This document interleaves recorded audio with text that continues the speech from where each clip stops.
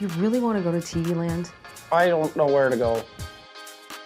You know what Sudbury's like in the summer. Pens everywhere. Hockey players always find trouble in the off-season. Pens all over the place. They need hockey to keep them busy.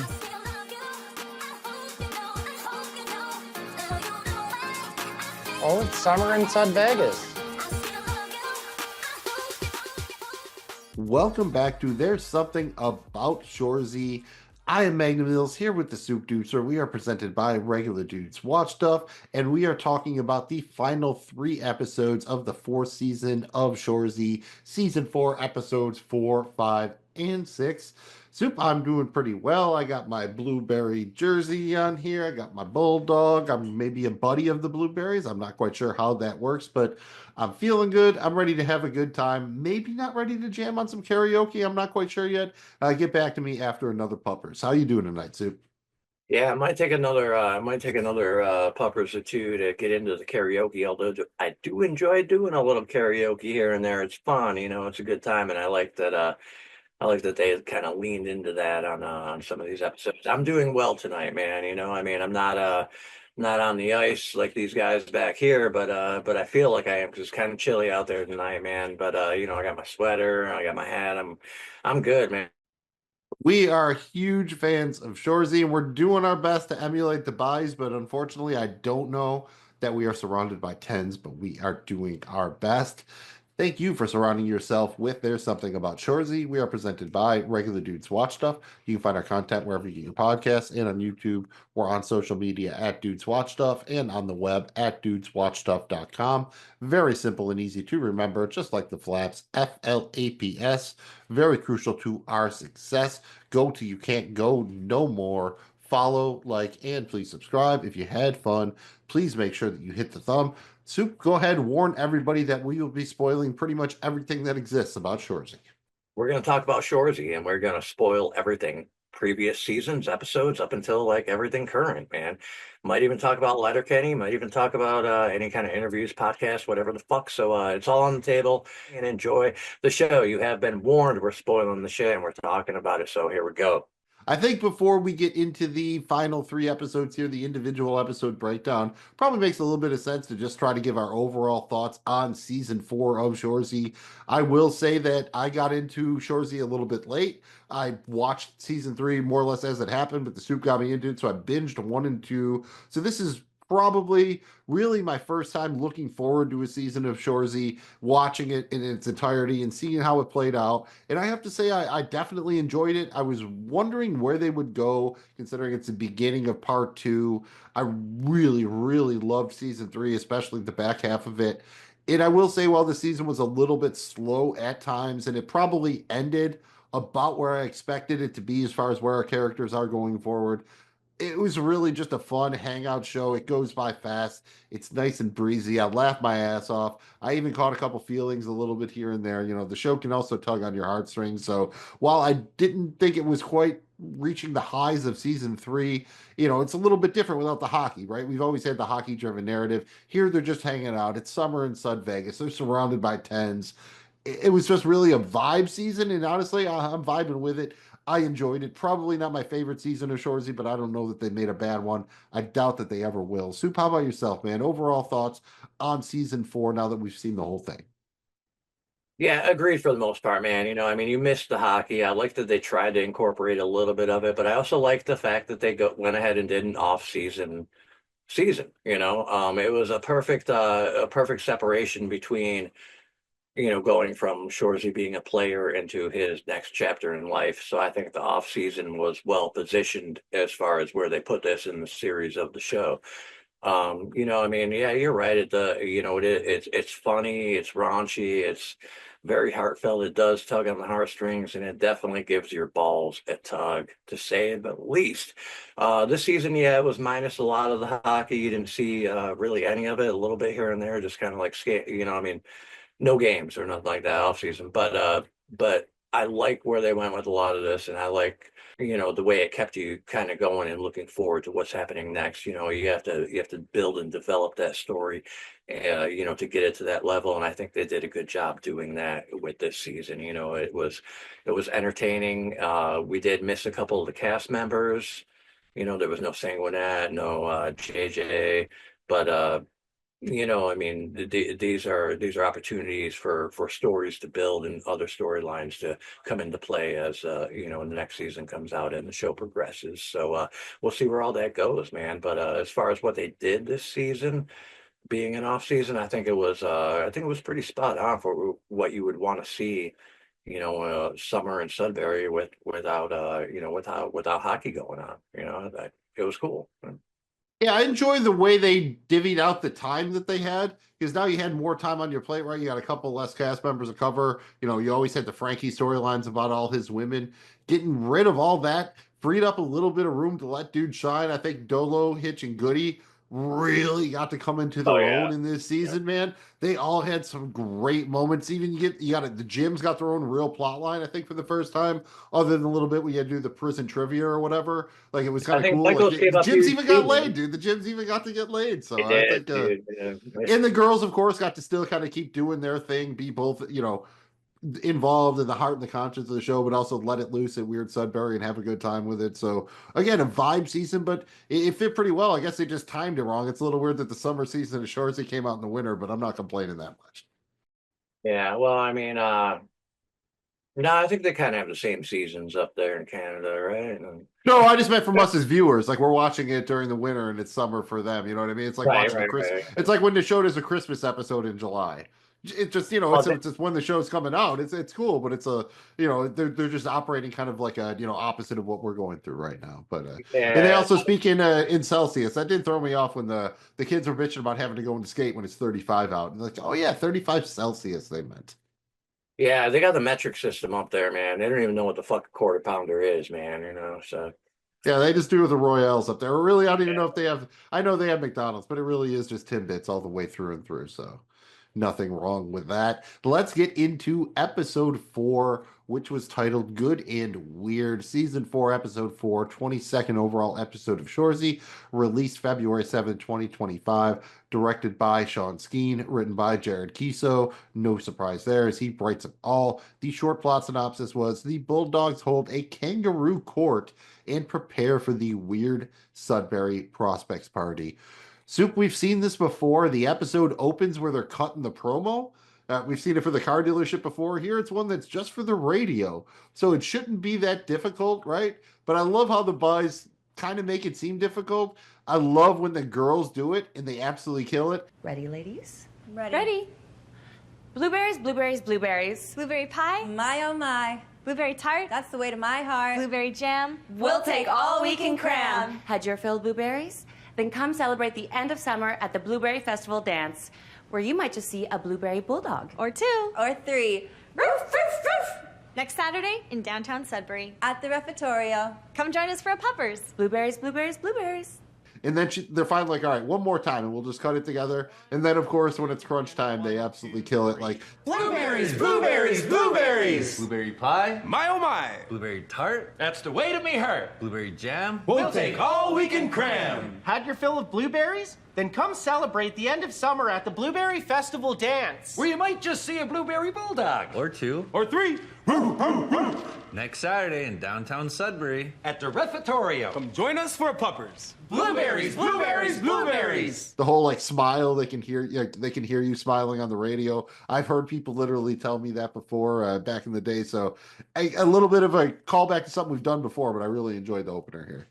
What I liked about that is that it reminded me of when they do things, and this isn't the first time we've seen something like this. We've seen it with the truck thing, but I think it's hilarious about how many times they get it wrong. Even in the first, episode with the Blueberry Buddies or whatever, how many times they get it wrong. That might have went on a little too long, but either way, they keep kind of going back. It's almost like a runner now but it was fun to get the girls involved and they're like, oh, we'll just do it. And they did, but even they, fumbled a little bit. And then it took that to make, to make the guys get there. But the more important thing is that they realized why they were doing it, and it took a minute to realize why we're doing it. Okay, yes, now let's do it. Let's be serious about it and let's play the role. And they played the role. Yeah. Yeah, and a good spot too where Shoresy points out, like, why am I doing this? I'm not a bulldog. Like, because the girls are like, well, we can't do this. We're not bulldogs. And Shoresy's like, well, I'm not a bulldog anymore either. So just kind of leaning into it, the whole idea, we're going to get to the end of the season. And he's, of course, going to still be a bulldog. He is just going to be staying in the box. He's not going to actually get out on the ice. One of the best runners of the season is Shoresy trying to lock down Laura Moore. I think there's a lot of ways they could have gone with this. They even give Shoresy options. He talks about all the tens. You have to believe, considering how well the rest of the buys are doing, there's probably options out there. Even Laura Moore points out the options that Shoresy might have at some point. But great stuff, and especially the opening sequence when he does her whole lawn and everything in this episode. Like right as she pulls away from work, he pulls in. Shout out Shoresy. Just dragging a pull mower behind a bike. I don't think that would actually work, but good for him. And then right as he leaves, she pulls up. Just love the directing on that. Just very cool shots. Well, and that's the thing with him. Like he's always saying all this shit. Like, man, I would, I'd cut off my pinky toe to unload your dishwasher or whatever the fuck. Like all this cheesy. I love those, dude. Sometimes I wonder how many alts they come up with for those. I bet you he must do 50 to 100 of them. I would love to see the. I would love. Yeah, to see the outtakes. I would love that. Just the raw. Because most of the time when they do improv like this, you see them. They just keep going. They just keep spitting them and spitting them and spitting them. They try to leave just a little bit of cutting room in between, and that's why sometimes you see it's kind of like awkward cuts. You'll see it in the Corey and Liam scenes. I'm assuming they do the same thing there. That most of it is just improv, and they're kind of coming up with it. And sometimes you obviously see the people trying not to break too, because it's the first time they're hearing it. It's not in the script, so they're trying to just roll with it. So all that stuff is always that's where you find your fucking gold, though, man. Sometimes, And another aspect of this that I like is that, like you kind of alluded to, is the rest of the boys are slaying it, dude. They're out there slaying it. A town full of tens, dude. Everywhere you look, you don't think Shoresy would be crushing fucking tens every day? Like he'd be right up there with Dolo and Goody, like just getting it, dude. But he doesn't. You know why? He's got this loyalty to Laura Moore, man. Maybe because he's already been there, done that kind of thing. But for some reason, he has that. He's not even trying. Like he's had shit thrown his way, and he doesn't even he shrugs it off, dude. So I respect that, and I get that loyalty for that. But I'll tell you one thing, man. If I were Shoresy in Sudbury, given the status he's given and the opportunities he has, I'd probably be slaying every piece of fucking dime. Oh, because Laura Moore gives him the hall pass too, right? She's just basically almost like, go out, sow your royal oats, Prince Hakeem style, and come into America, and then you can come back to me. That's like she was giving him the opportunity. And shout out Shoresy, that really pays off in the finale. I don't want to quite get all the way to that because we're just on 4, but fun stuff. And even when she points out, I think it's in a previous episode, I just rewatched the whole season today, so they're running together a little bit. When she tries to call out the other chicks he's banged, and she's like, oh, you can have tens all the time. And then the one 10, and she's like, Joey's like, oh, she's like, what, you didn't bang her? And he's like, no, I went into a room and it was so disgusting. You trying to keep your dick hard when what is all over the floor. I can't remember exactly what he said, but it was so hysterical. That's what's hilarious about Shoresy, dude, because like when he first got introduced to this character, it was in Letterkenny, and most of what he was talking about was banging other kids' like moms, sex kind of stuff, right? And making fun of banging other kids' moms, so you would think he would be that kind of guy, but then like once you get into this show, you realize, oh man, it's totally different. You get to know the guy, and it's you got a tattered surface, but like deep down you're fully fucking a lot there, man. It's a different package, So that's another thing I really enjoy about the way the writing and whatnot goes with this whole. Sometimes I can't even tell what's the improv and not. We'll move on from this one, but from the first episode where he had Sean Avery on the 3-on-1 on the bro dude, and it was somehow like asking Shoresy about a dream he had, and it was like my dream was like I was banging some 9 because I woke up and she was surrounded by all the 10 she killed to get to me or whatever. Just. Some of that stuff is just gold, and I know a lot of it's probably improv, and they give him a couple of kind of rough outlines to work with or whatever. But man, Sean Avery was excellent, dude. I like to think that most of the time you come up with better shit that way when you have a little bit of that like loose script, the improv, do your thing. That's what. Yeah, it's a curve bottle basically. Like where the scene has to go, but how you get to the end of it is dealer's choice. Yeah, you gotta figure out as you go. Be you, show that personality, act like that personality, play your role. That's that's part of it. And, I like that method acting, improv acting kind of thing, so I like to think that a lot of it is, and it seems like a good portion of this is some of that, And I wonder, we get more kangaroo court here, which I enjoy. It's another runner throughout the season. And we get kind of the gyms versus Dolo, Goody, and Hitch about how they tattled. On they were referred to as tattlers and squealers, I believe, because they told the hockey moms. Truth be told, we'd probably like to bang him again. Now, the gyms seen the boys banging the moms and tattled to some of the other girls the boys also sometimes bangs. Lord Jesus. I never see anything so bad as that. Well, see, that's one thing you don't do. I mean, you don't do that anyway, but especially you're on a team. I mean, you got a bond, you're on a team. That'd be like, I mean, if one of my guys banged the waitress that was also, banging somebody else, and I went and told on that, man, that'd be fucked up. If somebody else did that, I'd be like, dude, that's fucked up. You don't do that. You don't tell. I mean, there's other things you can do. Is that worse than getting big timed on a boat, though? I mean, that could be top 3 worst things ever to happen to someone. But the right thing to do, the right thing to do is confront the boys, not tattle on the boys. Everybody knows that, man. I mean, so they went about it wrong. That's why they were in kangaroo court, man. But the gyms are incredible. I love that, the gyms, they might be, tattlers, but they are not fibbers. They do tell the truth the whole time. And I love that Shoresy still just cannot even deal with Michaels, even though he's technically the judge here, just ripping on him the whole time, and no one pays any respect to Michaels. It's such a good runner. And just shout out the actor. Like, Michaels takes it so well with a smile on his face. Like, that wouldn't necessarily work just with the writing of it unless the actor just portrayed it perfectly. And Michaels is got to be the right person. Michaels is like a golden retriever, right? Like, he's just like, yeah, thank you, I'm happy to be here. You know what I mean? Like, he reminds me of like maybe that's just goalies, right?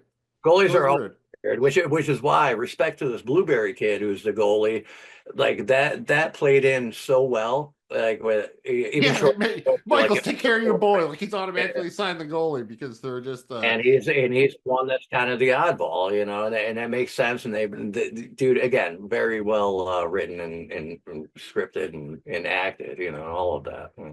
Yeah, again, I'm sure some of this is probably roughly outlined. I definitely got a few shades of the Dennis Reynolds, the serial defense, one of the very famous Sunny season finales where it kind of goes all over the place, but same concept. The main characters are just in a room arguing with each other about which one is right. I definitely got a good laugh at the fact that even during this, the gym's tattled on them not wearing their life jackets. So it's like stupid. But you really should wear a life jacket if you're on a boat. I would say that.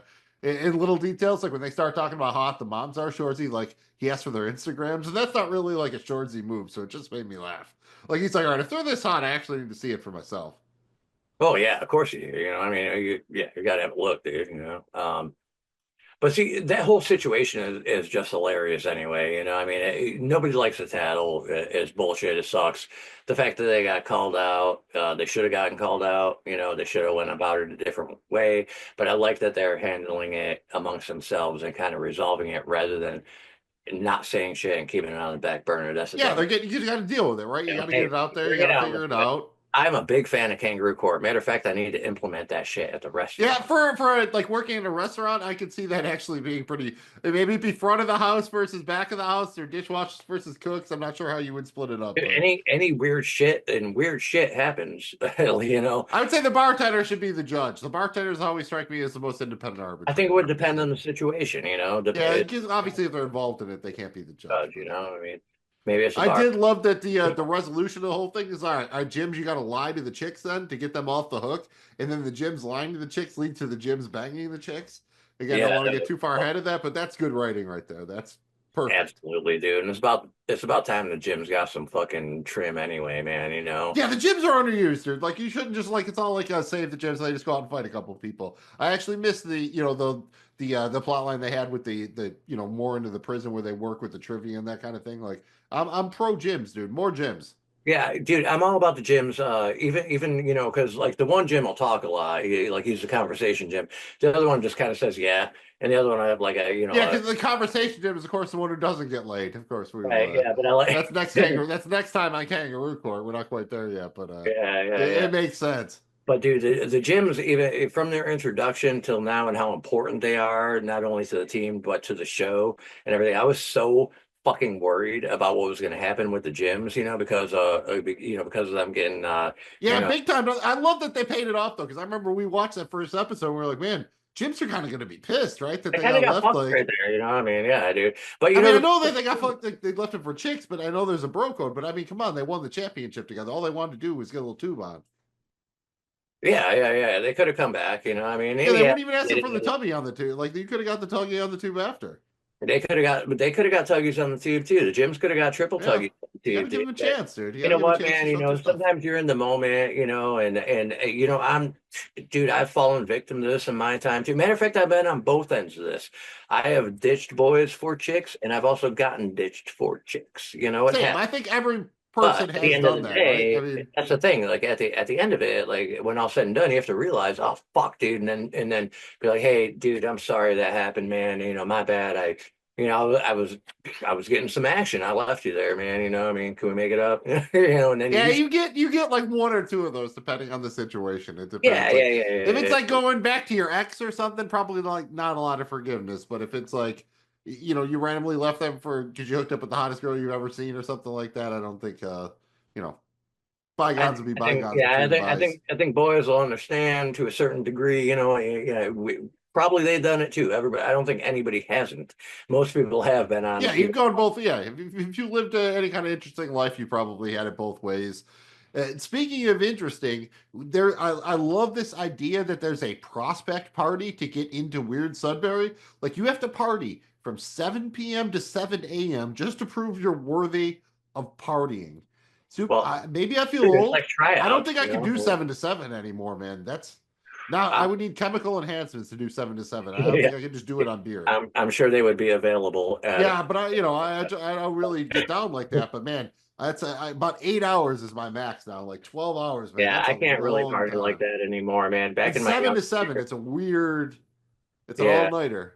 Oh, it is absolutely. Back in my younger years, I'm kind of a crusty old. I don't want to say crusty old, but I'm beyond the 7. You grew up where I grew up. Bars were open till 4, so you had to be a little hardcore. But 7 to 7, you wouldn't go out from 7 to 4. Dude, I have partied from 7 to 7 on like it was 7 on Monday and now it's Friday and it's 7. I'm like, are we done? Because I'm still going, man. So no, I'm no stranger. Yeah, we're not talking about fowl and fish. I mean. Well, yeah, that's a whole nother story. But I've done my fair share of extensive partying and hardcore partying. I mean, but 7 to 7, it's dusk till dawn. It's a heavy one, man. And I don't think in my older age I'd be up to that. I would do it if it were a case like this or a special occasion. I'd power through. But I would definitely limit myself and try and do what I could do to maintain through the entire 12 hours of partying. That being said, yeah, you have to go through if you're gonna be at this party. And I get it, man. Like, if you're gonna attend this thing, we can't have people fucking up. You gotta weed them out, right? I mean, that's why you have to passing out. You got to know that you can handle this, man. So that's why I like this tryout situation, man. I mean, if you can handle the preseason, then you can play a game. You know what I mean? And I love the runner that it sets up, this idea that you have to dress provocatively. This is just one of my favorite bits. Let me ask you, who wore it better? Because obviously Hitchcock has a little bit different definition of provocative, which is of course great. Like, which one is the first? Like, I stopped after I read that one. That is awesome. But you get Dolo, who's like either wearing like Keanu Reeves Matrix gear or maybe Wesley Snipes and Blade. You call it either. Yeah. Hitchcock's got the leather pants and the vest with the tassels and that kind of thing, looking a little bit like a native Canadian. And then Goody has the vest, the jeans with the chaps. If the party was that hot, you wouldn't be wearing jeans under those chaps. That's all I'm saying, probably. No, I think I love that they were so all over the spectrum was right. What provocative is, and yeah, I mean, it could be anything, but I think what they ultimately decided on, which to me spells Reservoir Dogs, is but the Shoresy is bro dude suits. Yeah, I think it was perfect. Like the Reservoir Dogs suit, that was a perfect black suit, thin tie, classic, dude. Right. Yeah. It doesn't say too much. It doesn't give away too much. It's not too fucking stupid. Like, yeah, I think it was the perfect decision, man. But yeah, provocative could mean a lot of fucking things. And I like that they kind of like went across the board with some of those, man. Goody and Hitchcock were a little similar, so I'll probably give it up to Dolo just because he was pulling off that Matrix look. I think it helps that he's a real tall dude, so he looks good in that kind of long black trench. But honestly, the girls definitely won the costume contest. Obviously. Oh, fuck, come on. Are you kidding me? They like, goddamn, dude, we always forget. Just like there's 10s everywhere, but our girls also are very much on the 10 side. So that was, for sure. Every girl on the show, literally 10s all the way down, dude. Just I haven't seen a 9 yet, as far as I'm concerned. And they actually get to do the prospect party. Let me ask you, would you rather go to this prospect party or be one of the people in the mass that's like on the jury judging who gets to go to the party? I mean, what do you have to do to get on that jury? I mean, that's you have to be a seasoned veteran. You've seen some shit if you're on that jury, is what I'm guessing. Yeah, you might rather be one of those people because then you could also be like, I have the power to let you in or not. So me and you are going to the hotel room and we'll see if you're getting in or not. All the boys do seem to get it on, but dude, the best Hitchcock actually gets with the contortionist. And if you have to go real slow on this. He's in a room with the contortionist, and I think there's somebody who's dressed like a big like Easter bunny kind of deal, and somebody dressed like a baby all in the same room. Dude, it was kind of weird. That's weird, Sudbury. I think that's weird, weird, like weird and good, right? Like weird but good. Like I think that fits. Absolutely, dude. And you know what? I love the good times, harmless weirdness, fun like that. I mean, that's awesome. There's nothing wrong with that. I mean, it's not the Easter Bunny. It's just a guy in a suit. We all know that. But yeah, it is. I mean, and if fucking Jay and Silent Bob beat up the Easter Bunny, it was Brody's fault anyway. So. Yeah, I mean, I don't know if anyone was running around Weird Sudbury with a sock full of quarters, but it would not surprise me if LaForge was there and he was naked except his hat. I can see him just hanging dong, just got his hat and his badge. Like, oh shit, that's LaForge, son. LaForge would do good at Weird Sudbury. I feel like that's a crossover we all could deserve. Cool, great shot. I loved it. They did it a couple times. They come back to it in the finale. The clock over the door. When it hit 7, like they got there really late from what we can tell. And they went out the first second you could, but very cool shot. Them being just soaked to the bone in sweat. Like they've all lost all of their overclothes. Basically, they're down to their pants and their undershirts. Well, yeah, dude, they've been partying. Just so excited that they got to, they made it, man. That's about as excited as I've been for anybody to just like make it through a party in a long time. But that's a tough one to make it through too, man. I mean, you really got to power through for something like that, and you got to show that you can. So you're like, you're in it. It's a tryout. You're being judged, and like, can I make it? Can I power through this thing without fucking up, without passing out, without puking, without being an idiot or fighting somebody or doing something fucking. So in other words, we went from a hockey tournament to a party tournament, basically. But I'm kind of okay with that. Yeah, I mean, that's kind of... It sounds a lot of the same. There's some fighting, some puking, some nakedness. It sounds like a... Now, you save that for the fucking hockey rink, and at the party, you leave all that shit out. I'm only surprised that they didn't actually have some sort of ice situation within Weird Sudbury where there, I mean, because there's sex, and there's sex on ice. I mean, the boys just had danger talk. Maybe they cut that. Well, that's it. This was only the prospect party. We don't actually get, spoiler, we don't get the full on whatnot. I like the logo. I like the WS logo. Yeah, that was very, I'm going to put that right next to my upside down pineapple or whatever on my front porch. And one thing that I thought was both interesting and showed a little bit of heart was Shoresy bailing on Weird Sudbury to go hang out with Michaels. I think on a certain level, because of Laura Moore, he was probably looking for an excuse to bail. But Shoresy is still the leader, right? So at the end of the day, he just felt that it was wrong. Like, it's supposed to do it as a team, right? It was all about a reward for the team. And as much as he doesn't like Michaels, especially when he's not playing goalie, if he's not there, the whole team ain't there. We'll pass why Sanguinet and Frankie aren't there. But I don't know. I liked it, man. I thought it was Shoresy being true to character. And it also, kept him off the hook with Laura Moore. Yeah, 100%, dude. I mean, as much as and he was all stoked about it, because they were all getting dressed and he was telling Dolo, I mean, this party's going to be fucking sick and shit. And of course you want to go to something like this, but when it came down to it, and when when Mercedes decided, Michaels can't go, because of their history or whatever, and I think Shoresy took offense to that, as he should, as a team leader. Yeah, you saw him in the limo. Everyone else is partying and having a good time, and Shoresy's just sitting there like, nah, this really. Yeah, and we'll see that again in the last episode, but with the other guys. But yeah, and his thing is, man, this is what makes him a fucking leader. This is what makes him a team player, and it's true to his character and what he's doing. Like that kind of hockey player, that kind of person. With his team, it's important. Like it offended him that one of his people couldn't go. One of his crew couldn't go because of whatever fucking stupid reason. So I like his decision on that. I probably would have done the same thing.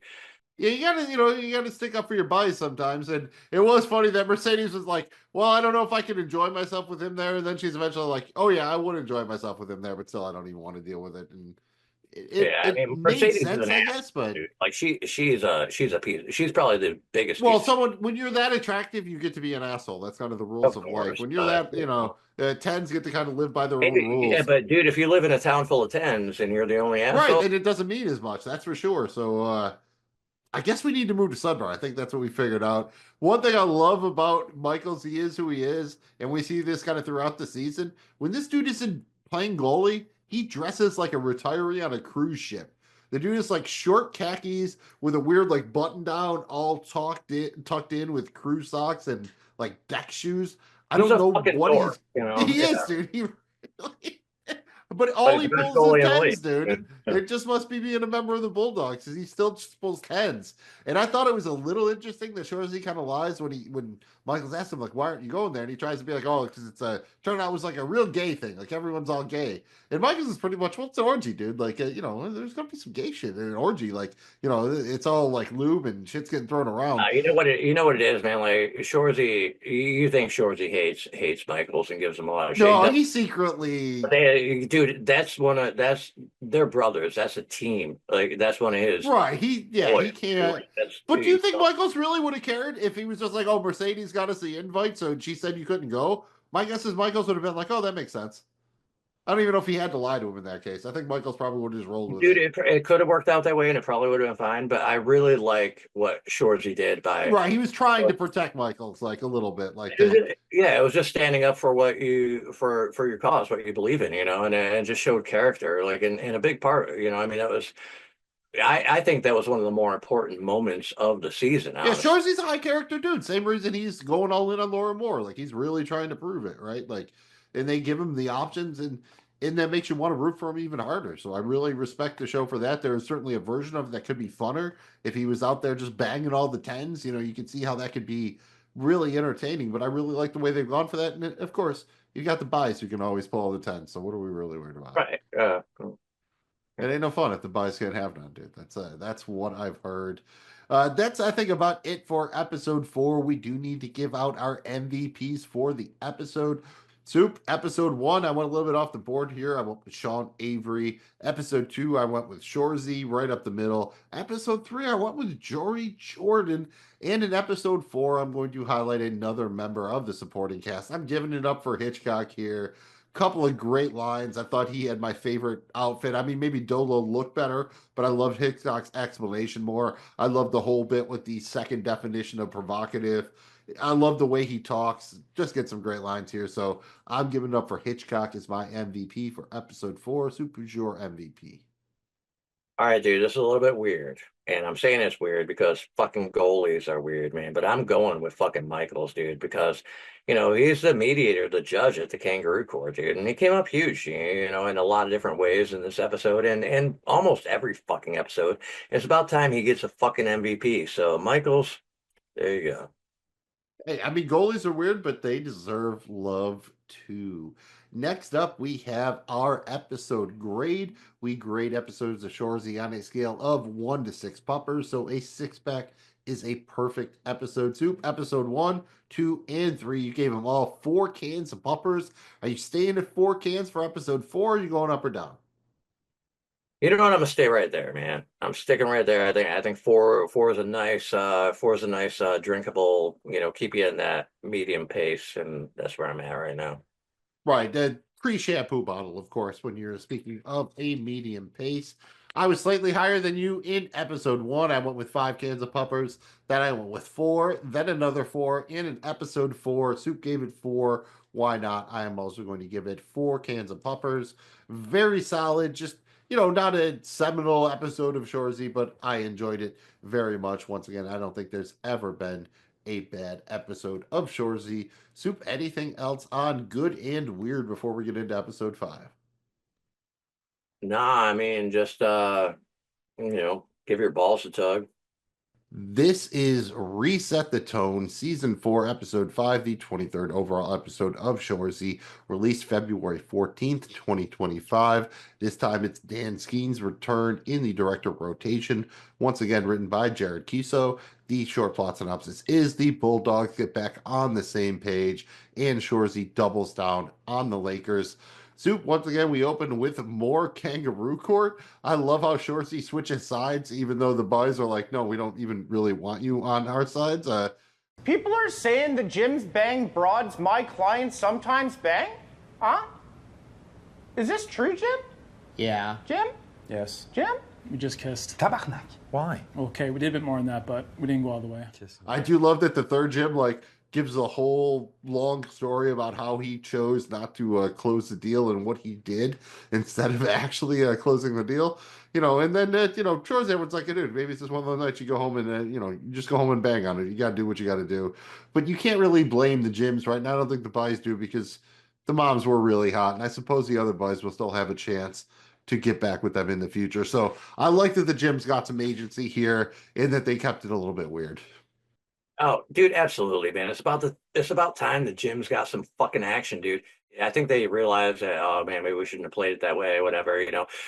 They're still on board. They're still part of the team. And that's what I was worried about. Before this kangaroo court thing happened, they went through with it, and yeah, they got some action out of the deal, man.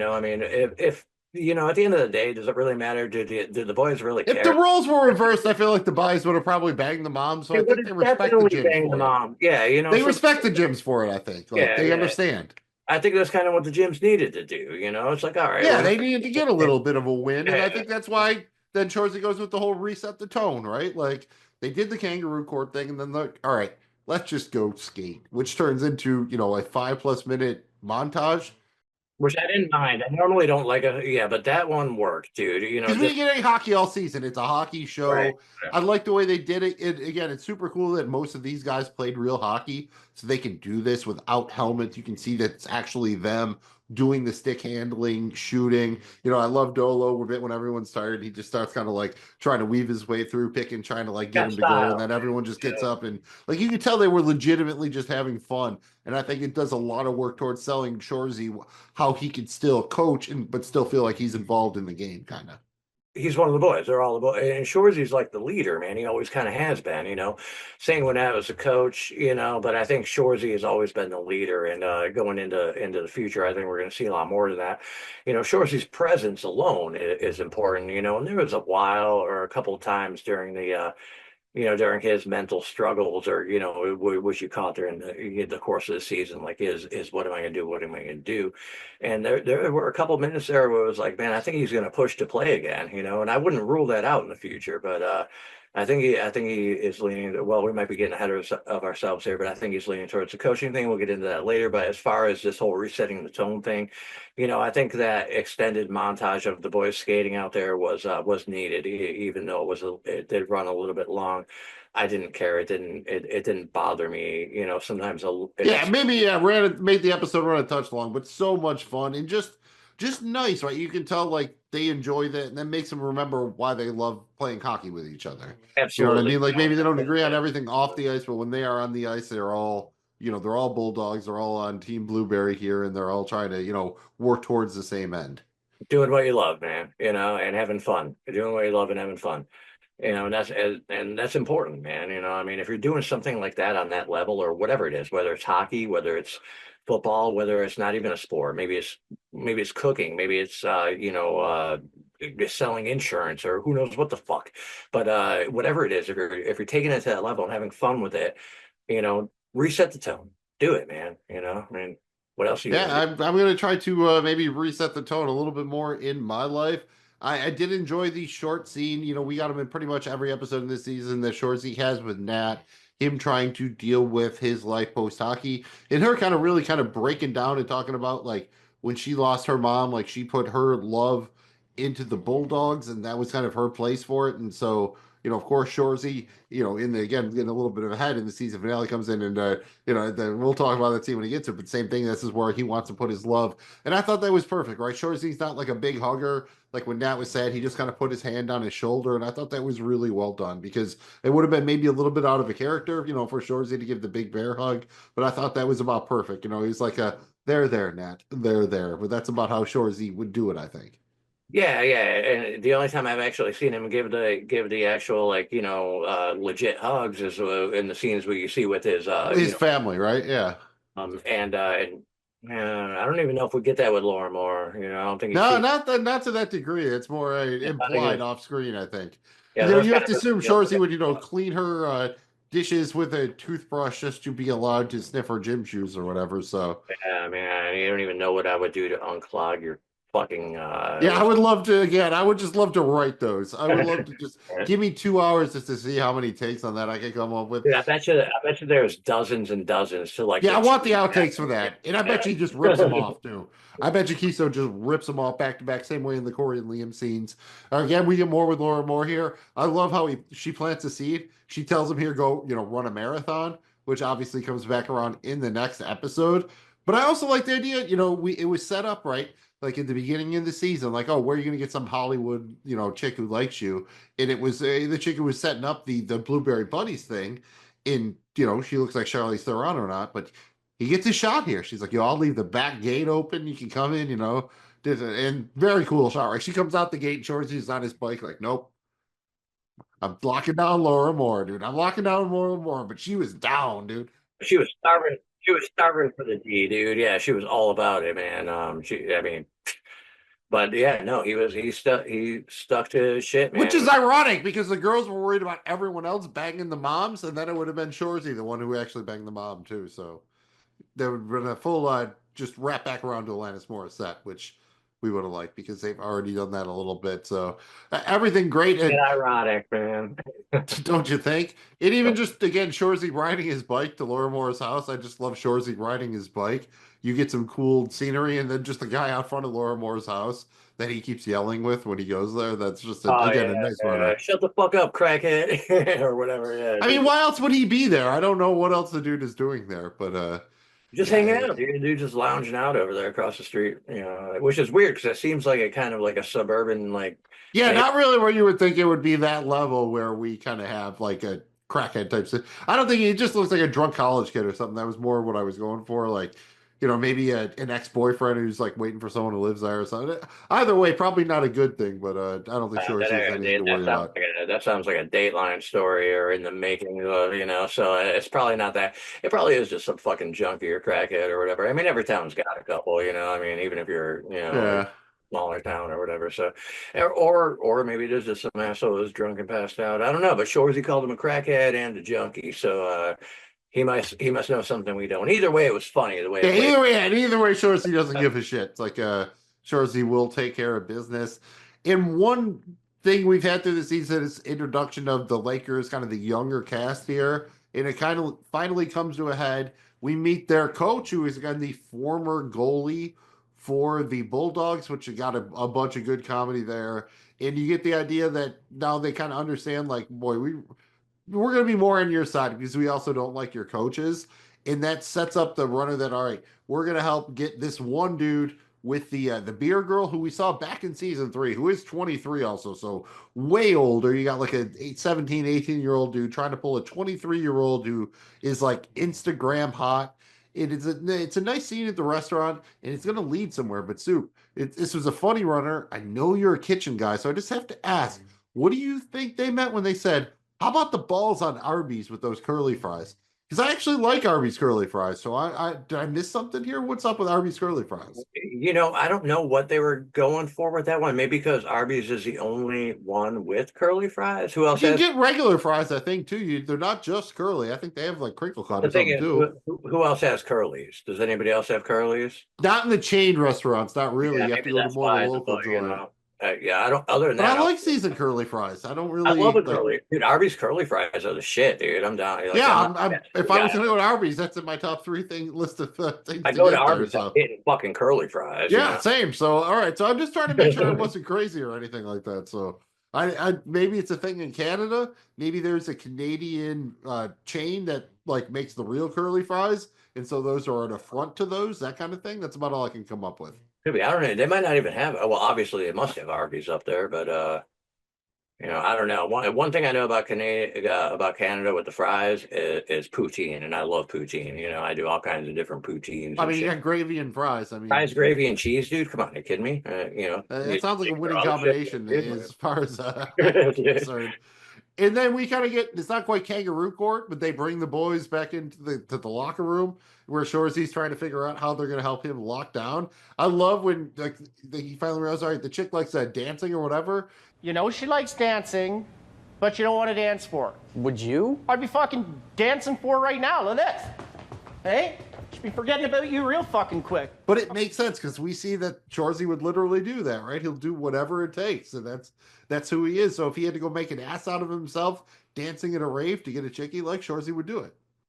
Shoresy is no stranger to dancing, singing, whatever the fuck. And it doesn't matter because he doesn't give a shit. He just does it, and he does it to have fun for himself or whatever, and he doesn't care. That's why he's good at it. Whether he's good or not at it, it doesn't matter because he is good at it because he doesn't give a fuck and he does it his way. And you got to respect it and love it, dude. So I love that about it. Even the way he does it with the fucking cup with the trophy. And yeah, a little. I can hear that. He just has a style. He has that certain style. And then when you see him in like the no-show party or whatever from like last season, and he's getting his boogie on at the party, like dude, he's just having fun. It's awesome, man. I mean, I love all these guys. They do seem like they. I don't want to say just don't give a fuck, but I mean that in the best possible way. Like they're just cool with having fun, and they don't really care what anybody else thinks, and that's and you should, in a positive way, right? You know what I mean? Not like in asshole way, and I think that kind of plays out here. The idea when they start talking about, I do love that they worked a Brian McKnight reference in. I think just because again another Canadian singer. You've gone to Atlantis. Like I like how they keep just leaning really heavily into the Canadian stuff. Although we do get a Belle Biv DeVoe reference, and I do not think they're Canadian. I just feel that they want to get Belle Philly, Biv DeVoe right? in. Yeah, no, they're definitely Philly. Yeah, but it was that's Boys and Men who was from Philly. I think Belle Biv DeVoe is from. I think it's the Boys to Men, ABC, BBD, the East Coast family. Yeah, it is.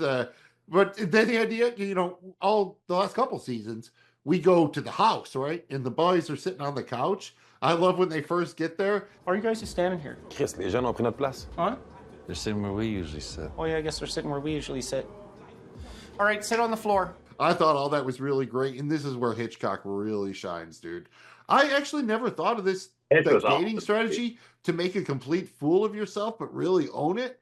Looking back, like, that's pretty solid strategy, especially if you're trying to bat way above your batting average. Dude.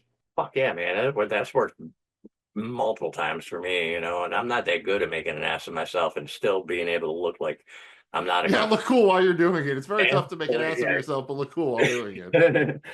But if you can pull that off, I mean. And again, great setup. I would not have thought Shoresy would be the show where we have a runner with karaoke, but they go back to the well here. Like, this is how dude is going to get the chick. One of my favorite parts is they solve it right away. We're like, well, why aren't the rest of his teammates in here, his friends? And I think it's Matthew. Someone says like, oh, the Bulldogs have enough pull to get 1 minor into the bar, not 4. I just laughed. They were all waiting outside too, which was awesome. Right, they're next door, kind of waiting for it, which sets up at the end. I don't know. Did you have a preference between this karaoke scene and the previous one with Shoresy, where he did Atlantis and the girls helped him? I might partially favor this one, but I mean, maybe it's just because I know Atlantis and those are the characters we know. I thought this was a cool chance for, kind of it really to pay off right there. They're trying to impart their knowledge onto the younger generation. The whole season's been working at it.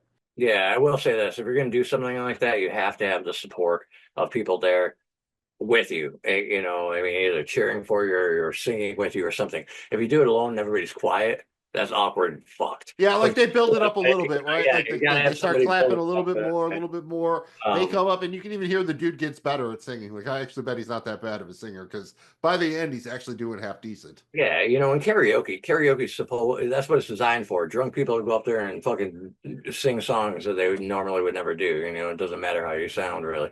But Right, the one person who's awesome at it kind of like not ruins it, but it throws it off for other people. Like it sets the bar up high. here's another thing I got to ask, man. Not only to you, but to anybody else, you know, who might be watching this or listening or whatever, man. How many people have put Alanis Morissette and Sheriff on any particular playlist after watching this? Because I know I did, at least on 2 playlists. Yeah, there's got. I mean, I would assume that there is a Shoresy, a playlist someone's out there putting it together. But hey, yeah, lean into the Canadians, and this is a show that generally they've actually this season used more tracks that I've known than the previous 3 combined. I think. Yeah, It was yeah. always kind of like cool music that fit, but I wasn't familiar with the artists of the songs. This I season, like there's that still too. some of that, but I know more. So I think their music budget probably jumped up a tier or 2, is what I'm guessing. Yeah, well, anybody that's listened to any music over the past, like, 3, 4 decades or whatever, and lived listening to music knows, the Sheriff song definitely, and the Alanis Morissette song for sure. I mean, those are 2 that were major hits and all over the radio, even here in America. And they both have that high part that it'd be very difficult to hit. That Very difficult. Yeah, you got to go for it, kind of, and that's all right. So I was thinking about this, man. If you were to pick the most difficult, like you got to start with a really, really like pick the hardest song you could think to sing. What would you do if you're like, man, I'm not a karaoke guy. Like, yeah, I'm but it trying doesn't to, matter. So like, even if you are or not, like say like the hardest probably song. something like Whitney Houston or Mariah Carey, something with a real crazy high part like that, like Yeah, Whitney would be tough, like some Bodyguard. because they hit they definitely hit. I'm trying to like a way you could do both is like I don't know, like Mariah Carey fantasy with like Old Dirty Bastard, so you can like 6 and 1/2 dozen the other. You get a little fun Old Dirty Bastard verse, but you also have to the really high Mariah Carey parts. Probably something like that split it up a little bit, but someone who's got a big voice like that, like even Freddie Mercury, Robert Plant, someone like that. There's probably there's a ton of Zeppelin stuff. I'm sure Like yeah, I mean for the average dude, like if you were to if you had to, like no matter what. I mean, Bohemian Rhapsody probably would be up there, like that kind of thing. You have Right? to, I think that would probably fit in there. difficult, and you can't go easy. You have to pick the most difficult song. Bohemian Rhapsody, I know people know it, but I feel that would be really difficult. Like, yeah, it would be. There's a lot of What do you got, man? You know this better than I. I'm assuming you have something in mind, or yeah. I think Goodbye Yellow Brick Road by. That's a good one. That's got to be kind of classic, I would think.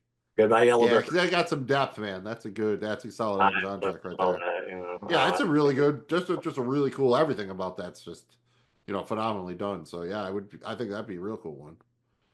I mean, you got to do your Buffalo Bills, dude. The Bills make me want to shout, dude. Shout's not the easiest. You got to kick it for the shout, dude. Like it's not as hard of a high point, but you got to really nail that shout to sell it. Like Animal House, You can't do it without doing a shot out of a bowling ball. And you got to kick your heels up, dude. You can't just shout. You have to kick your heels up and shout. Yeah, come on now, dude. The Bills are making it happen now. Stand up now, come on and shout. Hey, yay. That's the part you got to hit. The hey, yay, yay, yay. That'd be the part. Say you will. All right, so there's enough to hit in that. So actually, I like that. It took me a while to come back around, so I'm kind of leaning on you, Soup. MVP for this one. Once again, you could go a few ways with this. Episode 5, man. What are you working with for an MVP? Dude, Hitch, of course. Oh, now you're gonna hit. Yeah, I mean, no, like I went Hitch last time, but dude, Hitch. I think this was the season of Hitch a little bit. He did great this season. Yeah, like Dolo and Goody get their moments, but we talked about how those guys got more screen time. I think Hitch, maybe because he's kind of the salty old dude of it all. But man, he gets some great lines in here when he's doing all the intro to the karaoke and everything. If I hadn't gone with him in the last episode, I probably would have. Here, I got to give it up for the bye, dude, for Jack, for the young kid singing the karaoke. Okay. I like that. Yeah. They've been working on it all season, and I liked how he gained confidence through the song. Like, he started out at the whole beginning of this, he didn't even dream that he had a chance with this chick. And by the end, he's giving her the look as she walks into the subway and everything. Yeah. So I thought that was a nice little character arc. I know they've been trying to get us to care about the kids more, so I'm going to go with the Captain Jack, dude. To get you by tonight. I love that. I really do love that, man. I'd like to see the. I know they're going off to college and playing at different schools or whatever, these kids. But I'd like to see them again in the future. Maybe we will. Yeah, they've started to pique my interest a little bit. I don't want a full scale spinoff or anything, but if they could kind of stick around on some level a little bit here and there, I certainly wouldn't be opposed to They it. did kind of lean into that whole thing this season. They did the whole big intro, and they kept him. Yeah, they gave him a lot of screen time. They really did. A lot of screen time, but I liked that. I thought that was cool. It really, it was kind of the glue that held the season together. That and the tubing. Yeah, a little bit. Yeah, I mean, all they want to do is go tubing, so it does Yeah. all tie back around, man. Everyone just wants to tug you on a tube, and you're at least a handy on a hammock. You gotta do what you gotta do. Soup, so far you've been very consistent, man. It's been season 4. We give out our episode grades. You've given 4 cans of puppers out of a possible 6 to all 4. Are you continuing on the 4 streak here for episode 5? Nah, you know what? I'm bumping this up a beer. I'm taking an extra puppers for this one. This is going up to 5, man. You know why? Because of the karaoke, man. It's funny. I'm exactly right there with you. I'm also going up to 5 cans of puppers. I think it was a 4 or a 5, but that told me I love the callback because they set it up with Shoresy doing it earlier. And you think, oh, it's kind of a fun one-off. And then the way they bring it back around here, I think it was a really well-written season. Shout out Jared Kiso, man. Brilliant, man. Not only, I'm sure some of the funnier comic bits, there's some improv and that kind of thing, but it's a very structurally well-written season. And all seasons of Shoresy have been really well-written in terms of callbacks, the cohesiveness. And, for one dude doing this and to continually pump it out on this schedule, 6 months apart right now when you get shows who take 2 years. Oh, super impressive. I think it's incredibly impressive, man. So, I think I'm right there with you, bumping it up a little bit to 5 cans of puppers here for this one. So we're going 5 for 5. We got 5 for season 4, episode 5. We're about to get into episode 6. Soups, anything else on episode 5 before we move on, other than I think we've even given our go-to karaoke song, so I can't even. Would you ever run up on stage to support someone in karaoke? I've never done that, but I'd rather do that than have to sing. I like the support. You just got to sing backup.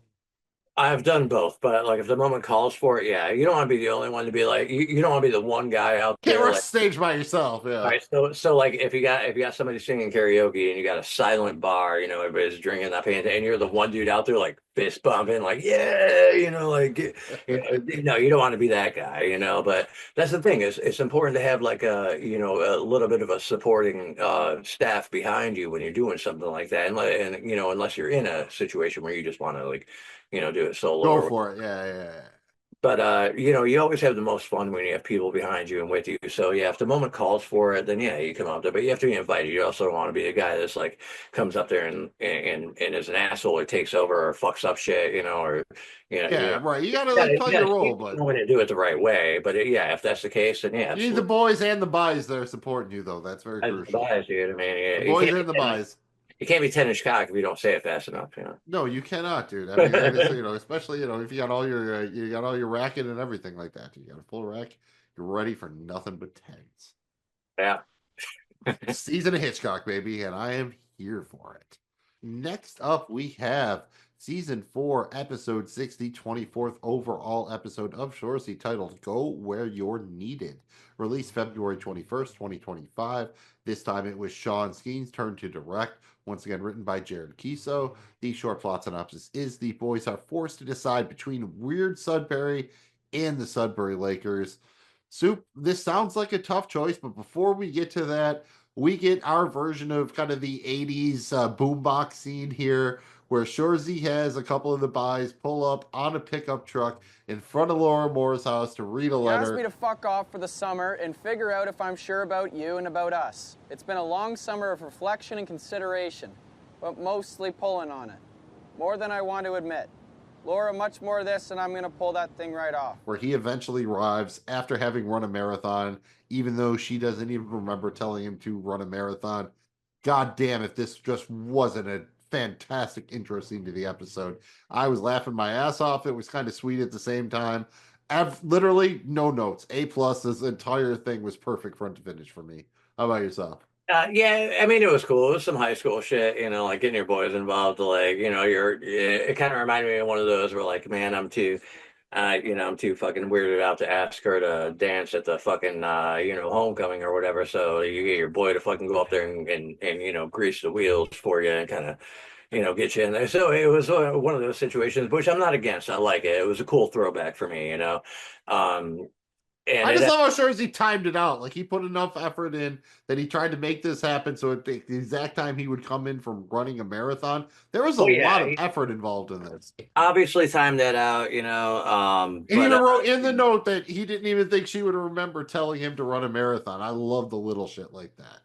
Right. Oh yeah, it was super well done, dude. Like I have nothing against it. Like I said, it just reminded me of something like that, which is not. Yeah, I can say anything kind of. I mean, it's definitely like a riff on shit that other people have done. But let me ask you, Soup, if you had a death row meal, Laura went with crinkle cut fries. Shoresy went with Timbits. What would your death row meal be? Whoa. I would go with a cheesesteak from Steve's, whiz without, with a side of fries. Pretty easy for me. What would you go with a death row meal? Damn, dude, I don't even know, man. That's a tough one. Maybe we'll just pick a chef who would give you your death row meal instead of having to pick. Maybe be like, I'll take whatever Thomas Keller will give me. Yeah, okay. It would either be that or like a microwavable fucking Salisbury steak from the gas station. The old Swanson Salisbury. I'm real partial to McDonald's French fries for some reason too. Like on a weird. I mean, Laura goes with the crinkle cut fries. I mean, that's not quite McDonald's fries, but there's nothing wrong with that. And then they go with their biggest pet peeves. Laura's is people making that kind of like windy hand motion with their hand out of the car window. And Shoresy's is commercials that will make you cry. Another fun one here is the desired superpower. Laura Moore goes with the ability to heal people. Shoresy wants to be Aquaman. He goes to breathe underwater. I think that's pretty weak. I think obviously like, I don't know, infinite life, super strength, flying, all probably better than breathing underwater. Healing people, pretty good, but I think I would probably go with some Superman type shit. You gonna knock on Shoresy here for wanting to be Aquaman? Like, why does it breathe underwater? I don't know about that one. I mean, that would be a very cool superpower, man, if you were to pick one, but I'd rather breathe in outer space than underwater, I guess. I don't know. I mean, that's a tough call because we have water here on the planet, and there's a lot of, there's a lot of cool shit you could do if you could breathe underwater. If you could breathe in space, that'd be cool too. But like, there's really not much out there in space, or maybe there is. Oh, you're gonna, you got to make it to other spots then, or whatever. So that probably, from what I understand, everything is really far away out there. Yeah. So you'd have to have probably more superpowers than just the ability not to breathe. But I don't know. I mean, even the ability to like turn, whatever, lead into gold or something might be more useful than breathing underwater. But healing people, you could also probably help people and make a lot of money if you could just heal people. So maybe Laura Moore had the right way to go here. I think one of the more interesting things they set up here was the idea that the boys were going to have to choose between Weird Sudbury and the Blueberry Festival here. I think ultimately I felt pretty confident that it was going to turn out the way that we thought it would, and everyone would probably come to the party. I do love when Shoresy was trying to be like, oh well, me and Michaels will still be there, and then like, yeah, really, Michaels, and Shoresy's like, yeah, Michaels is almost -1, so it is what it is. And I love how much they set up how much Weird Sudbury meant to these dudes. Hitchcock saying that he was prouder hearing his name called for Weird Sudbury than being drafted in the first round of the NHL draft literally just made me laugh out loud. I thought the most thrilled I'd ever be to hear me name called was at the NHL draft. First round, no less. How wrong I was.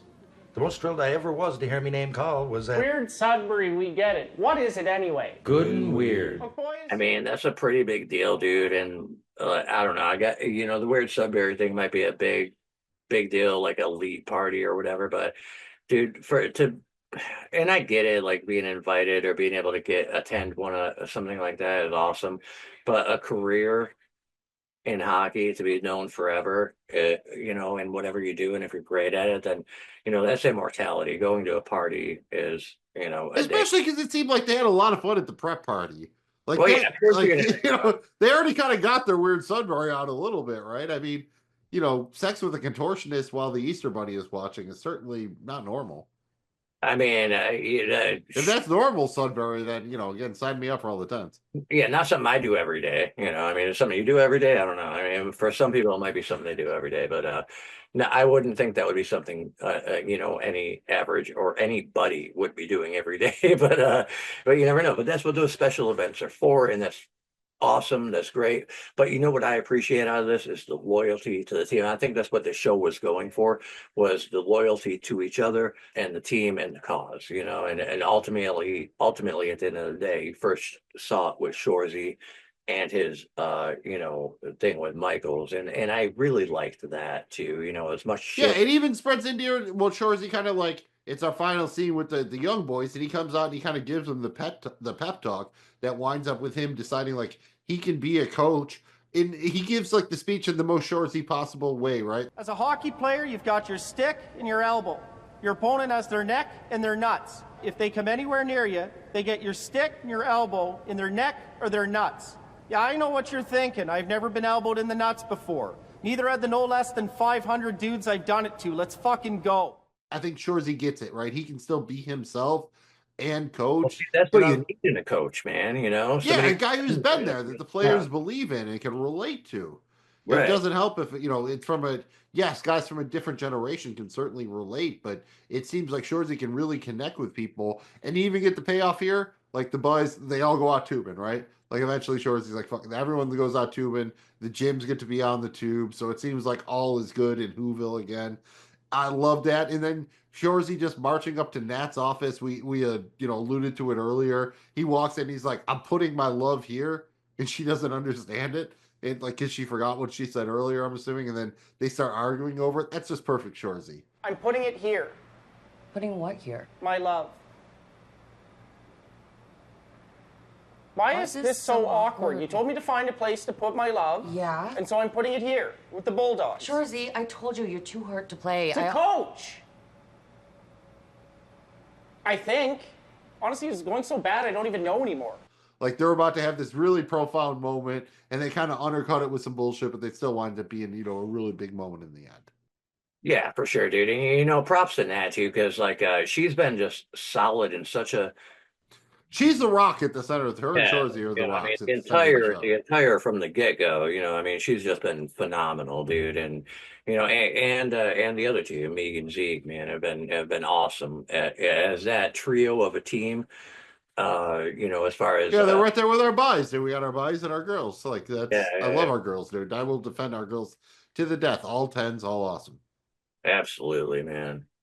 All the way. Also, I still will defend Jory Jordan. We didn't get much with him here. Like, is one of Shoresy's first things as being a coach. He has to sit down with him again. I love how he just literally says nothing the whole time, and then just finally puts his dip cup on on his microphone. Perfectly great. We just better get more Jory Jordan. Yeah, because Jory had like a series of questions too, and Shoresy answered like not a fucking single one of them. Yep, nope. Just sitting there, just nope. Like I'm just here, like Marshawn Lynch, right? I'm just here so I don't get fined back in the day. But it's almost like he knows that, like asking. Right, and Jory Jordan's probably like, time to answer. It's like okay, and then this, and okay. Yeah, and that probably got more hits than anything Shoresy could have said, dude. Like it worked out perfectly. Dude, I bet you they got way better ratings than fucking whatever he did on Bro Dude, man. Nothing against I want more Jory Jordan. I love the scene, I think it was the end of 3, where after he goes on Bro Dude and he goes on drinking with Shoresy. Because you forget the drinking age in Canada is like 19. Would it really shock you if Jory Jordan's like 22 or something like that? And just one of those dudes that's got a baby face? I'd love a little bit of a runner for that or something. I'm here for more Jory Jordan. He might be 19. Well, because he asked him, how old are you? And he's like, don't be a pussy. It is 19 up there, and I know it. So he doesn't have to be that old. Like he could conceivably be doing a huge back in my day, I used to go to Canada to drink because it was 19, and back then you needed a passport to get up there. Everything was pretty easy, so we would go to Canada to drink for the Canadian ballet, I believe they call it. Yeah, man, don't get me started on that, dude. Fort Erie, dude, had the Canadian. Yeah, otherwise you had to get on the QEW for a minute to get to Toronto, and that kind of brings us to the final sequence where the boys, obviously, they're in the limo. They're going to Weird Sudbury. They bail. Just such a cool moment. When I shout out to the limo driver for bringing them back to the spot for the Blueberry Festival. But man, when they get out with that trophy and everyone starts celebrating, it's just fun, right? Like you're there with them, and I loved everything about that. They come in, Shoresy sees him, the girls see him, everyone goes nuts. They do that dance sequence. They even call back to it over the credits where they show like the zoom out of them actually filming the dance sequence. Absolutely incredible ending. If they really wanted again to make it the series finale, it probably could have worked. I'm glad it's not, but super cool ending. And I thought it paid off the season in a way enough that I was like, yep, Shoresy, you did it again. Dude, absolutely. You know, and building up the whole season was building up to this weird Sudbury and how much the boys wanted to go to the weird Sudbury, you know, and to get to the last episode to where they chose the team over the party, if you want to call it that. That's kind of where I'm, you know, but that loyalty and that respect and camaraderie, man, is super important to me. It hits home for me in a lot of ways, and you know, it was majorly impactful. You know, Yeah, the boys were forced to go there and just actually hang out with their actual girlfriends. It looked like because they still all had lady friends. So they're not really. I don't feel that bad for them. And it was nice that we saw Jeff. You know, we're setting them all up for the hot chick there, the beer chick, and he does actually get to dance with her or whatever. So nice little payoff, and even just Shoresy kind of leaning against the wall with our girls, like, you know, because they're kind of the men in charge now, right? Like they're the real power behind the throne. So very cool, everything about this, and even just the dance sequence. I love how long they must have spent working on that, and it's not on screen for very long. I love that they showed it over the end credits. Super cool, just fun, man. And that's what Shoresy is. At the end of the day, it's, you know, it can be a little bit crass or whatever, but it's got a lot of heart. It's just a fun show.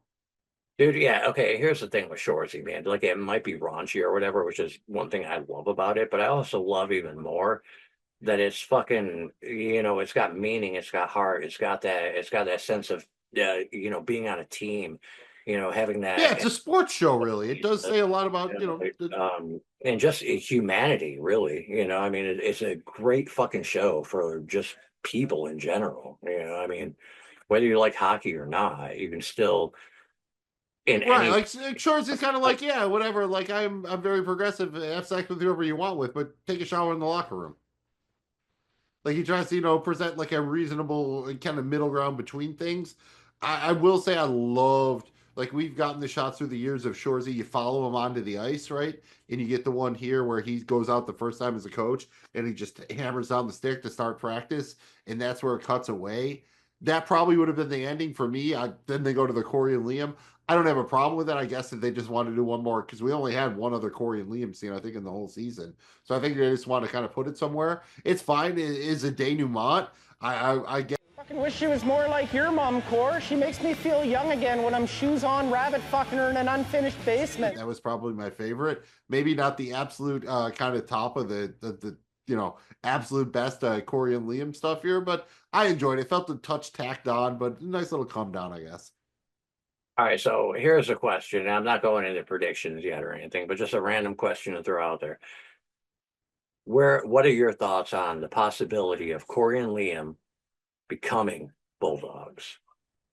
It seems entirely possible. I think it would be funny if somehow it gets reversed and they're both like just ripping on Michaels at some point or something. Like you get Corey and Liam, like it's like they're ripping on Michaels, or they're playing and Michaels is goalie and they're just ripping on Michaels or something like that. That could be a fun kind of way to flip it around, a little bit of a subversive version of what we've gotten to this, because it's fun seeing Shoresy rip on him, but I think he's kind of running out of material about how many things he can do to their moms.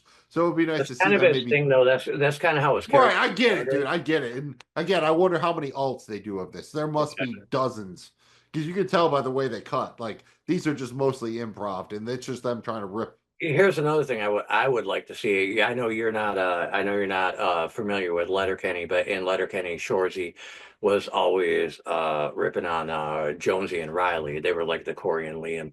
And it was the same thing. He was banging their moms and shit, and always talking shit about their moms and whatnot. But you know, a lot of fans of this show and Letterkenny want to see Jonesy and Riley make it to Sudbury and you know get on this show. And I'm totally 100% behind that, because I think that if any characters from Letterkenny were to come and be on Shoresy and kind of be like a, you know, like a what do you call it, a crossover? I don't even know, whatever, to a cameo. Yeah, crossover. You know, yeah. those would be the ones that would be fucking. I would be there for that. Like, I don't have a background with Letterkenny, but as long as they came on and they were fun, and they kept with the tone of the show. Like, it doesn't really quite relate. We're gonna move on to the grades in a minute, but do you think the tone of Letterkenny is similar to Shoresy, or is Shoresy a little bit different in some way? No, Shoresy's more a little more heart, maybe, or for lack of a better word, intense and heartfelt. Letterkenny is good. It is. It's a lot more dialogue driven and a lot more of an acquired taste. Like, you can jump into Shoresy and watch it, whether you are familiar with Letterkenny. Right, I did, and it just felt like mostly like a sports show for me. There were a couple of Canadian aspects to it. For the most part, it felt like a little bit of a sports show where they like to curse a little bit. That's it's going to have its things with the way they talk and the repeaters and their regular dialogue or whatnot, which Letterkenny has that too. Letterkenny is definitely it's awesome. Right, they're Canadian. They're going to write like they talk. There's nothing wrong with that. It is way more dialogue driven, which is great, because some of that is absolute fucking better than great. Right, that's where the gold probably comes from. Like a little bit, when you have a smaller budget, same cast like that. It's Sunny, really. I mean, it's a good example of that too. Like, but Shoresy is I don't want to say it's a better show, but it's definitely a more it's an easier it's easier on the palate. You can take it in a lot easier. You can get into it easier, probably. Like, Shoresy sucks you in. You get to the end of that first episode, and he's like, "We'll never lose again." You're sucked in. And then it's only 6-episode season, so it's really easy to burn through it. Shoresy is one of the easiest shows I've watched in a long time. It is. I almost wish they would go longer, but I like what they're doing because it doesn't get to they get the flow, and if they're going to longest keep pumping about 6 months to a year, so we're not waiting forever. I'm okay with the shorter. I love that formula, really. Letterkenny came out real quick too. I think those are more than those are like 10, 12 episodes, I think, and there was a lot of seasons of that. But it did. Even if you're doing 12 a year apart, that's a pretty good pace. Especially if you have one dude writing it all. That's Adam Reed used to do that with Archer. It's definitely a burden, man. I give a lot of credit to Jared Kisa. Like, respect Jared Kisa. This is very well written, dude. And it looks at it again. The Skeen brothers who have been directing this, for the budget, I'm guessing they really kill it. And it does look like they got a bump up here. The idea you got Dougie Gilmore, Sean Avery, Marty McSorley. It does seem like it is picking up a little bit. So I do hope that it's got some legs here, because I really think this could be a really it's doing well now, but I think this could be a legitimate big hit. Like, I really think even people who don't know hockey or whatever could really like Shoresy. I think it kind of already is, but it's getting more. Yeah, and more. I think it's ramping up, dude. I think people are starting to, and Hulu is helping with that. So I really hope they just kind of lean into it, and that because this could really build into a nice season 5, I think. Yeah, I've got a 2-part question for you, man. First one, it's not so much a question, but obviously we're talking about Shoresy. This is a Shoresy show that we're talking about here, but respect to Letterkenny, to where this kind of came from, or at least branched off from. And if you do get a chance, definitely check Letterkenny out, man. It's worth it. It's good. I've got that in Trailer Park Boys, both on my list as far as Canadian shows to check out. Here's my second part of this this thing. If you were to have somebody come in to next season Shoresy as a cameo, whether it be whoever the fuck, who would you want to see come to Sudbury for either an episode or even maybe the whole season, like as a runner, an extra something, Easy, Mike Myers. I don't care if he's Wayne from Wayne's World or whatever, but he's very proudly Canadian, loves hockey. Mike Myers. Could it be coffee? Any way we can get Mike Myers on the show, I'm there for it. So that would be mine. So how about you? That one's real easy for me, dude. That was especially because he was just on SNL for the 50th joint, rocking the Canadian T-shirt, and he's always Wayne Garth, big hockey guys. So that one is a no-brainer for me. What you got? One better than Mike Myers? I mean, better, I don't know, but I do have one, and real quick, just to clarify things here. Yeah, I live in America and I'm an American, but agreeing Canada is not for sale. Leave fucking Canada alone. What the fuck? They didn't give nothing. We both grew up, near Canada, and they were also the Simpsons make fun, they're America Junior or whatever, but Like every Making time I went to fun's one Canada, thing. it felt like Yeah. I was in America. They were super awesome to us, and anything we do to jeopardize that sucks. No, Canada's awesome, dude. Making jokes Yeah. and all the South Park kind of shit or whatever.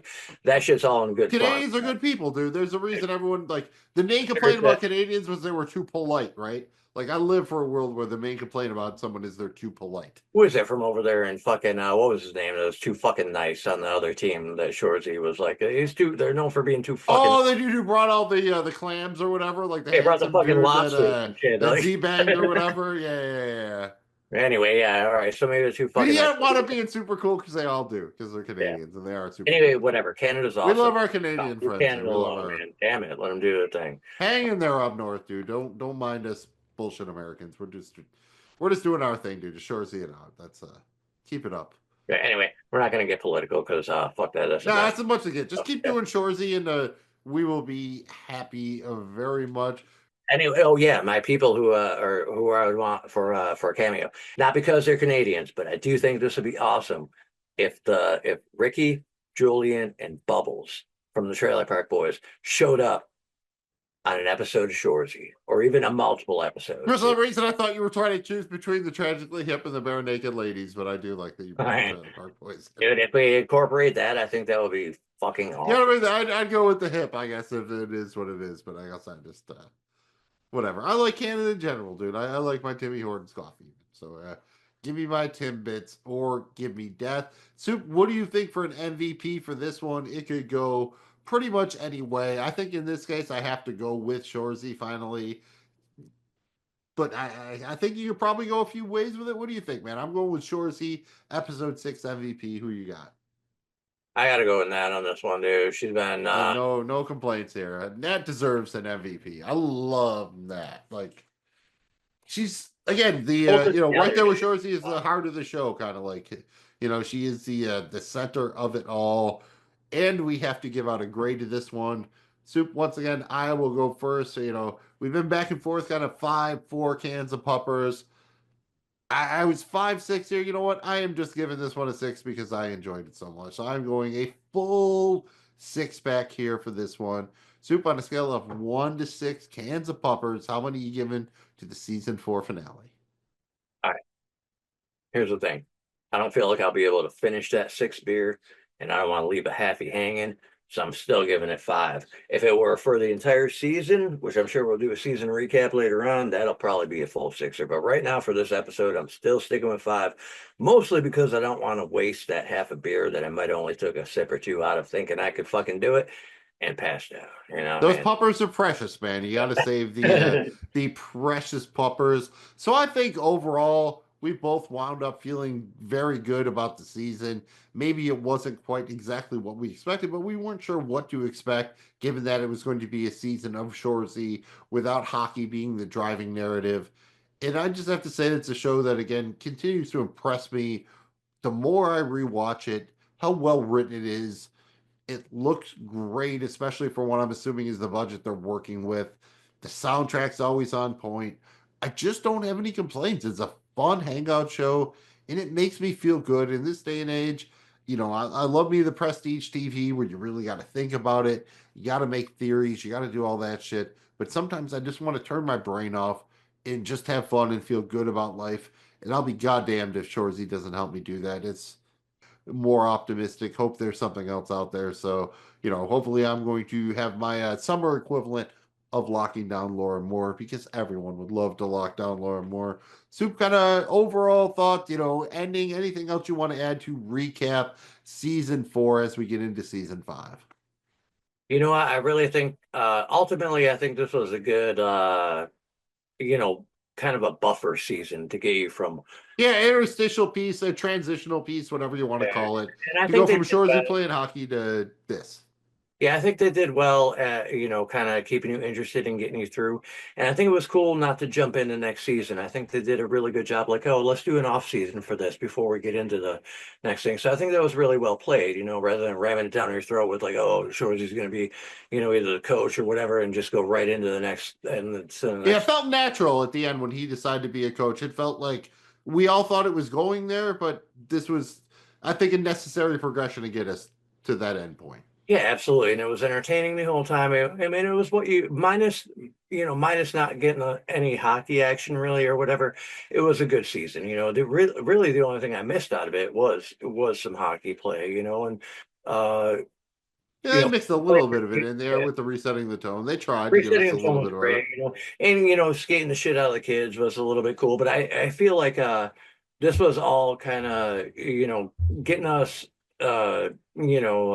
seasoned for the next season, and set up for what comes next. It's marinating. Coach Shoresy. It's marinating for the other one, and now that we're going to be fully marinated going into the next season, I'm really looking forward to it, man. And they didn't leave you with a bunch of cliffhangers or anything. It's like, hey, here we go, and this is coming, man. And I like that. Where's JJ? Where's Sanguinet? Is there going to be a little bit? Yeah, it could be some drama between Sanguinet and Shoresy if they're sharing roles behind the bench. That could definitely be. I can see that being very entertaining too.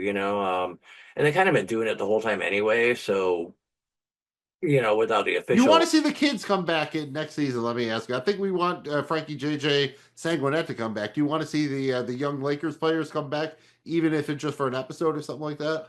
Yeah, I do. I mean, I feel like they put a lot of stock into those kids this season. Yeah, I want Bull to close on the chick and then that to come back around. Like I'd like to see all that. So just have them go off to school and play here and there all separately. I think would be fucking stupid. So I would like to see them back again. I think. Oh, dude, I want dude to close on the hot beer chick and then her to start nipping at the heels Annika. And bro, dude, and so maybe you get Shoresy back around. Hey, like, who is this? Yeah, who is this new hot chick that's coming after my turf here? No. I definitely don't want to lose Annika either. So. No, I like her, man. Shoresy's right. She is a 10. She is a 10. So. Absolutely a 10. Dude. We want to surround ourselves with as many 10s as possible. I think that's probably the way to go. I mean, with this dude, with Shoresy and Sudbury right now, it's like 10s or 10. Like we got to go full on. You fall over. Somebody else needs to come in and crank this thing up to 11, like Spinal Tap, dude. Like because everybody. What is it? 11? It's the 11. I mean, there's 10s everywhere. These ones go to 11. We got to find one that goes to 11, man. Yeah, well, then eventually you're gonna be looking for a 20, and that's but yes, everything about Sud Vegas. I think I would really enjoy being there to party. For the most part, I think we're pretty clear on what we want to see for next season. Kind of just work a little bit more hockey in, right? And just kind of keep doing what we're doing, give everybody bigger roles going forward. Again, I think we really like what we got from Dolo, Goody, and Hitch here. So absolutely. I hope they continue to go on. I don't want to see Sanguinet get pushed to the side necessarily, but I still want him to be able to have a role here, definitely. I think Sanguinet makes a triumphant return. I think I can see Shoresy getting frustrated, like he has to do some front office type of shit, and he's just like, whatever. Like that's not his kind of bag. That might be fun, something like that. It's how they split up the work between him and Sanguinet. That's where you got to play to your strengths, dude. Like Sanguinet can handle that shit. Shoresy's more of like the Flavor Flav. He's more of the hype man. But yeah. Or the emotional speech guy, Sanguinet. Although Shoresy does seem to know his hockey strategy too. So I honestly think it's going to work. I am really excited for the upcoming season. I don't really have many worries about it. I think Shoresy and Laura Moore will be cool. It's not like the show was ever predicated around Shoresy getting a bunch of ass. I do like how they were able to bring in different dudes with the bro dude stuff early in the season. How we got like Dougie Gilmore, Marty McSorley, Sean Avery. So if they can continue to work real life hockey people in somehow, I think that obviously they got connections since like half the cast is former. Yeah, we got a lot. Yeah, lean into the. Yeah, I'm cool leaning into the hockey stuff. They can probably. It is a little tough. Like you don't want every season to be like a tournament or something like that, but it does help from a narrative standpoint. Like you're working towards something. So I'm there for it. Again, more gyms too. Love the gyms this season. More gyms. I'm here for like if we did a gyms episode, I would be there for like a gyms origin story or something. I would be there for that. Yeah, I love the gyms. I love the show, dude. It's a good show. They built out a lot of interesting characters. They fit well together. So, and I trust the creators a lot. I'm basically here for it, man. Like they would have to fuck up a bunch of times in a row before I was like, I don't know about that Shoresy anymore. Like they'd have to mess up really bad, dude. They have a lot of credit built up with me. Absolutely, dude. With our namesake here, there's something about Shoresy. Shoresy is just a fucking awesome show, dude. I mean, it's fun. It checks all the boxes, man. Yeah, all these dudes are like they're good dudes. They're still like they're real dudes. They're not like bullshit or anything, but they're still like nice to everybody or whatever. Like it's a good hangout show, but it's got a little bit. It's a nice combination, kind of the old school and the new school. I think here, like it's fun. You know what I mean? These dudes are still trying to get out there, do their thing, party, have some fun, but they're fairly respectful while they're doing it. They might have a little bit of fun with you, but they mean no harm. They're generally good dudes at heart. I like that. It's got heart. And it's fun. Absolutely. And it's put together so well, dude. I mean, yeah, the writing always impressive. We haven't talked about the soundtrack yet, okay? Like the soundtrack to these things. We did mention, oh, no, we did, because we talked about the karaoke. But aside from the karaoke, the soundtrack, from the beginning of the show, season 1, all the way through till fits perfectly, yeah. It's awesome. And what I really like about it is I don't know most of the material they're putting out there, but because of the way where they put it, and how it goes with what's happening in the show, like the placement of these songs is just fucking top notch. If I'm gonna get a tuggy out of tube, I'm gonna put the Shoresy Season 4 soundtrack on while I'm doing it. Yeah, and I'm not a huge fan of like the weird electronica dance fucking rave music and shit, but where they put some of these things, it just works. You get some French Canadian rap and stuff. It's a little bit definitely off of my mainstream that I would run into, certainly, but it works really well. That being said, is Dolo actually a real? Does he have real material? I think he is a real rapper. I do believe. Let's get some of his shit, and let's get. And we'll figure this out. Like next time on something. We'll start with his music, and then we'll move into his Matrix Blade Trinity outfit. You might be tall enough to pull it off. I'm not tall enough to pull off that Dolo outfit. I'll figure it out, man. But I got to get the. I'm going to be stuck here wearing the goddamn chaps like goodies. So it is what it is. I guess maybe I'll have to leave the jeans on. Maybe I won't. I'll tell you what. You wear the chaps. I'll wear the jacket and no pants. And the shades. What is that? Is that Phil Collins? No jacket required or whatever. I'm trying to remember, but I'm getting deep into the sauce there. I think that's roughly it. I would say if the pattern holds, we seem to be getting a season of Shoresy that's 6 episodes long. It's about 6 months apart. So we should be back here in about 6 months to discuss season 5 of Shoresy. Obviously, if we get actual news or trailers, if it doesn't just drop all of a sudden, we'll be here before then. But for better or worse, that seems to be how the show does it. All of a sudden, like there's no Shoresy, and then boom, there's Shoresy. Soup, there's worse things than getting surprise Shoresy. Yeah, they are signed and set up for a. Yeah, they're picked up. So my guess is they're picked up through 6. I'm thinking like because season 1 or part 1 was 3 seasons. I'm assuming part 2 probably 3 seasons as well. I'm here for a 3-part show. 1 season. Matter of fact, I see Shoresy going for a minute, and I can see not because it's only 6 episodes, right? Yeah. So if they did 9 seasons, that's still only 36 episodes. Yeah, I think that's not like a huge. Like Letterkenny was longer than that, right? They weren't mostly 6 seasons. I think Letterkenny went like 12 seasons, maybe. But they weren't 6 episodes. They were a little bit longer than that, right? Yeah, there was more. But again, that didn't outlive its shit either. It didn't get stale. It lived long enough to pass the baton to Shoresy, I think. So we're all happy with that. And if they want to leave it open, do some specials, that kind of thing, I think that would be super cool. But God damn, if there's just not something about Shoresy. Thank you very much again for checking out our show. We are presented by Regular Dudes Watch Stuff. Find our contents wherever you get your pods and on YouTube. Find us on social media at Dudes Watch Stuff. Same place on the interwebs, dudeswatchstuff.com. We try to keep it nice and easy to remember, just like the flaps, FLAPS. Follow, like, and please subscribe. If you had fun, please make sure that you've hit the thumb. Thanks again for checking out the show. We're just dudes, being dudes, crushing beers, trying to set the tone.